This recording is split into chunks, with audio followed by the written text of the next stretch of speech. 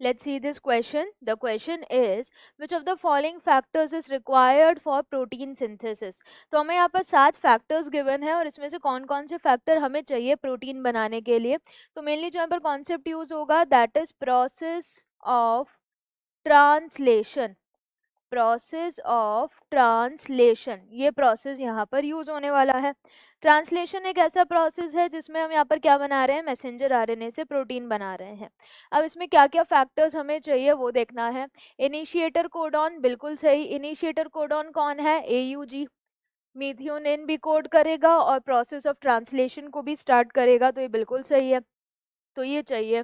Then इसके बाद GTP and ATP, GTP और एटीपी भी चाहिए पेप्टाइड बॉन्ड फॉर्मेशन के लिए, तो ये भी बिल्कुल सही है. तो जीटीपी एटीपी रिक्वायर्ड है रिएक्शंस करने के लिए. थर्ड है peptidyl transferase enzyme for peptide bond formation. TRNA जो अडेप्टर मॉलिक्यूल की तरह स्पेसिफिक अमीनो एसिड लेके आएगा एंड जेनेटिक कोड को रीड करेगा. एमआरएनए जो जेनेटिक कोड रखेगा. देन इसके बाद अमीनो एसिड एक्टिवेटिंग एंजाइम जो अमीनो एसिड को चार्ज करेगा, एक्टिवेट करेगा. देन ये चार्ज अमीनो एसिड टीआरएनए पे जुड़ेगा जिसको हम क्या बोलेंगे, चार्जिंग और amino acylation of tRNA. Then इसके बाद आरआरएनए भी चाहिए. आरआरएनए की दोनों यूनिट्स, पहले एमआरएनए स्मॉलर सब यूनिट को एनकाउंटर करेगा राइबोसोम की, देन लार्जर सब यूनिट को एनकाउंटर करेगा एंड इससे देन प्रोटीन सिंथेसिस स्टार्ट होगा. तो ये जो आरआरएनए है यही मिलके राइबोसोमल सब यूनिट्स बनाएंगे, तो ये भी चाहिए.